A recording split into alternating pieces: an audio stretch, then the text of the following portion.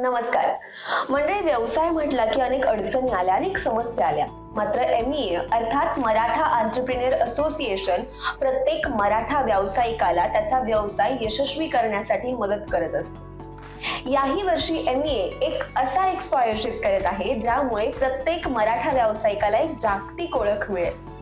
अर्थातच MEA international business expo. आणि या एक्स्पोचा अभिमानास्पद भाग म्हणजे आज आपल्यासोबत उपस्थित आहेत गावडे ग्रुपचे डिरेक्टर मान्य श्री विराज गावडे साहेब. नमस्कार सर. नमस्कार. खरं तर गावडे ग्रुप पुण्यामध्ये PCMC मध्ये एक वेगळं प्रस्थ निर्माण केलं आहे आणि तुम्ही दुसरी जनरेशन म्हणून तो सर्व कारभार व्यवस्थितपणे सांभाळत आहात. तर कशी झाली गावडे ग्रुपची सुरुवात, कसा होता बिझनेस एक्सपिरियन्स, जर्नी टोटल? तर 1990 मध्ये माझे वडील श्री विलास गावडे यांनी गावडे ग्रुपची स्थापना केली आणि त्या अगोदर त्यांनी बरेच काही नामांकित कॉन्ट्रॅक्टर्स आहेत त्यांच्याकडे खूप चांगला अनुभव घेतला. ते COEP मधून पासआउट झाल्यानंतर काहीतरी स्वतःची एक ओळख निर्माण करायची यासाठी गावडे ग्रुपची स्थापना केली आणि मागील 30 वर्षामध्ये आम्ही इंडस्ट्रियल कॉन्ट्रॅक्टिंग आणि रिअल इस्टेट असे 2 व्हर्टिकल्समध्ये काम करत आहोत. आणि इंडस्ट्रियल कॉन्ट्रॅक्टिंगमध्ये खूप काही मल्टीनॅशनल्स आहेत, जॉन डेअर, JCB, शिंडलर यासारख्या मोठ्या कंपन्यांचे आम्ही इंडस्ट्रियल फॅक्टरीज बांधले आहेत, लॉजिस्टिक पार्क्स केलेले आहेत. व रिअल इस्टेटमध्ये आम्ही PCMC व पुण्यामध्ये कन्स्ट्रक्शन करतो, ग्रीनफील्ड प्रोजेक्ट्स आणि रिडेव्हलपमेंट देखील. ओके. खरं तर ज्याला 2 पिढ्या एकत्र येऊन काम करतात त्यावेळेला खूप चांगला बदल घडतो. सो तुम्ही नंतर जॉईन केलं गावडे ग्रुप. सो तुम्ही कधी जॉईन केलं आणि मग त्याच्यानंतर काय काय बदल होत गेले? मी जॉईन केलं तसं माझा डिप्लोमा चालू असतानाच एक साधारण 2010च्या दरम्याने. पण मी कॉलेजमध्ये असताना देखील मी पार्ट टाइम प्रोजेक्ट्सवर जात असत आणि तिथेच एक्सपिरियन्स मी कमी वेळेत जास्त घ्यायचा प्रयत्न केला. तर असं म्हणू शकता की एक साधारण 2013 मध्ये फुल टाइम मी जॉईन केलं. आणि त्यानंतर कसं आहे की जे काही आपलं फर्स्ट जनरेशननी स्टार्ट केले ते पहिलं समजून घेणं खूप महत्त्वाचं आहे.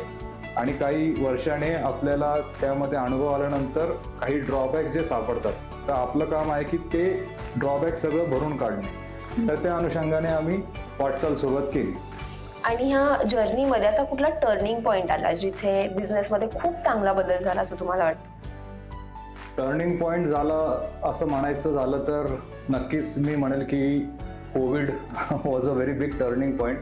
पण कोविडच्या अगोदर देखील मी काही वर्ष US मध्ये होतो आणि तिकडे कसं की आपली काही ओळख नसते, तिथे स्वतःची ओळख तुम्हाला स्वतः करावी लागते.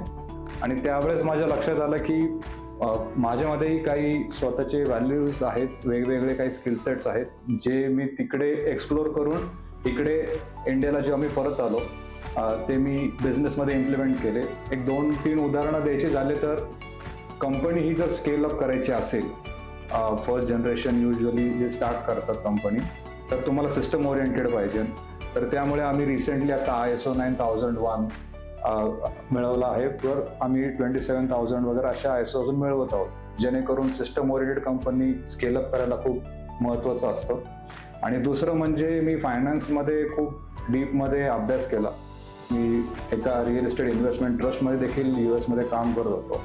तर तिथे कशा पद्धतीने आर्थिक नियंत्रण मेंटेन केलं जातं आणि कशा पद्धतीने 100-500 नसेल तर 1000 करोडची उलाढाल कशी करतात आणि मेंटेन कशी करतात ते सगळं मी शिकून इकडे स्मॉल स्केलवर इम्प्लिमेंट करून त्या लॉंग टर्म विजन जे आमचं आहे टर्नओव्हर वाढवायचा त्या हिशोबाने आम्ही इम्प्लिमेंट करून वाढवत आहोत आमचा बिझनेस.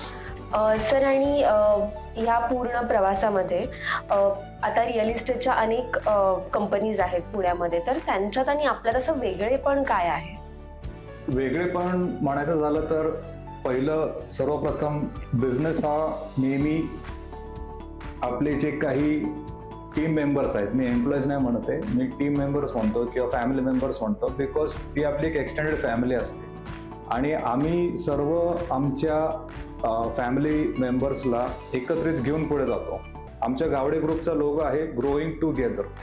ग्रोईंग टुगेदर हे नुसतं आपलं टोटल रेव्हेन्यू वाढवणे किंवा प्रॉफिट वाढवणे नसेल, तर आपल्याबरोबर जी काही लोक असोसिएट झालेली आहेत मागच्या 2 वर्षात, 5 वर्षात, 10 वर्षामध्ये, तर त्यांची सुद्धा करिअरमध्ये, आणि करिअर नसेल तर आम्ही बाकीचे ॲस्पेक्ट पण विचारात घेतो, सोशल असेल, फायनान्शियल असेल, फॅमिली असेल, जेणेकरून तो आमच्या बरोबर खूप लॉंग टर्मवर मेंटेन राहतो, आमच्याबरोबर बांधून राहतो, आणि आम्ही त्या आमच्या फॅमिलीला वाढवत जातो. आणि ती ऑटोमॅटिकली त्याचं इनडायरेक्ट बेनिफिट असा म्हणायचं झाला तर तो तुमच्या कामामध्ये, ऑपरेशन्स म्हणा, ऑपरेशन चांगले झाले तर सेल्स चांगले होतात, सेल्स चांगले झाले तर ऑटोमॅटिकली रेव्हेन्यू वाढतो, तो तुमचा प्रॉफिट देखील वाढतो. तरी सर्व काही एक इंटरलिंक प्रोसेस आहे. आणि त्यासाठी आम्हाला डिफरन्शिएट कसं करायचं झालं म्हटलं तर आम्ही जे आमचे टॅगलाईन आहे ग्रोईंग टुगेदर, त्याच्यावर खूप स्ट्रॉंगली बिलीव्ह करतो व जे वॉक द टॉक म्हणतात ते आम्ही इम्प्लिमेंट करतो. आणि सर, MEA सोबत तुम्ही केव्हापासून आहात? MEA सोबतचा एक्सपिरियन्स कसा आहे? तसं MEA म्हणजे आमचे सगळे नातेवाईकच आहेत MEA मध्ये, त्यामुळे असं काही वेगळं नाही वाटत मला. पण ऑफिशियली 2015च्या दरम्यान माझ्या वडिलांनी जॉईन केलं, आणि मी आता रिसेंटलीच 2021-22च्या दरम्यान मी जॉईन केलं. आणि माझा अनुभव खरंच खूप चांगला राहिलेला आहे की जो काही टॅग आहे की मराठा लोक बिझनेससाठी सक्षम नाही आहेत किंवा व्यवस्थित बिझनेस किंवा स्केलअप नाही करू शकत, हे नक्कीच बदलत आहे चित्र आपल्या MEAच्या माध्यमातून. आणि त्यामध्ये आमचं नक्कीच योगदान असणार आहे व आम्ही स्वतः एक उदाहरण म्हणून तिथे दाखवू इच्छितो की येस, मराठा लोक सुद्धा बिझनेस करू शकतात, अतिशय उत्तमरित्या करू शकतात.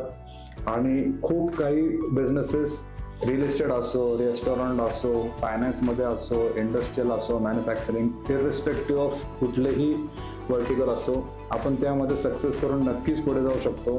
यासाठी MEAने कैक वर्ष स्टडी टूर्स आहेत, त्यानंतर कॉन्फरन्सेस घेतात आणि व्हिजिटसाठी खूप सारे study tour visits locally arrange करतात व गेस्ट स्पीकर सुद्धा असतात, जेणेकरून खूप अतिशय चांगल्या पद्धतीने ग्रोईंग आणि ग्रूमिंग असं होत आहे आपल्या मराठा सेकंड जनरेशन असेल किंवा नवीन एंटरप्रेन्योर असतील याचं. आणि आता नुकता होणाऱ्या MEA इंटरनॅशनल बिझनेस एक्सपो मध्ये सुद्धा तुम्ही भाग घेतलाय, सो त्या एक्सपोची काही इम्प्रेसिव्ह गोष्ट तुम्हाला वाटते?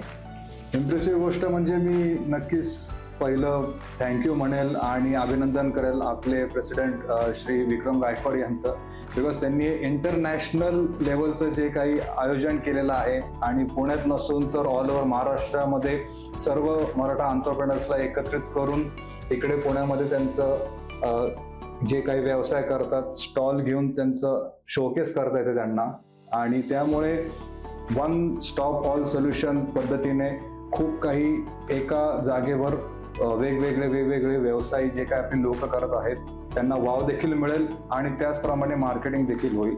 अशा पद्धतीने मला वाटतं की हा मागील एक्सपोपेक्षा हा एक्सपो का वेगळा, तर हे नक्कीच सांगण्यासारखं आहे. सर, MEAच्या इंटरनॅशनल बिझनेस एक्सपो मध्ये तुम्ही भाग घेतलाय, तर इतर उद्योजकांना काय सांगाल?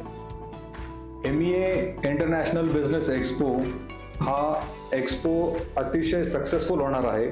आणि तो सक्सेसफुल का होणार आहे तर तुमच्या आणि माझ्यासारखे जे काही उद्योजक आहेत त्यांनी पार्टिसिपेट केलेलं आहे या एक्सपोमध्ये. माझा स्टॉल C104 आहे आणि तुम्ही सर्वांनी तो नक्की व्हिजिट करा. आणि मी सर्व एंटरप्रेन्योर्स ज्यांनी पार्टिसिपेट नाही केले त्यांना देखील मी आव्हान करतो की तुम्ही या एक्सपोचा पार्ट नक्कीच व्हा, कारण की नुसतं व्यवसाय मिळणार नाही तर हे जे नेटवर्क असणार आहे ते आपल्याला मिळणार आहे इतक्या मोठ्या प्रमाणामध्ये, बिकॉज आपली नेटवर्क हेच आपली नेटवर्थ आहे. त्यासाठी आपण सर्व भेटूया फेब्रुवारी 27, 28 आणि मार्च 1ला.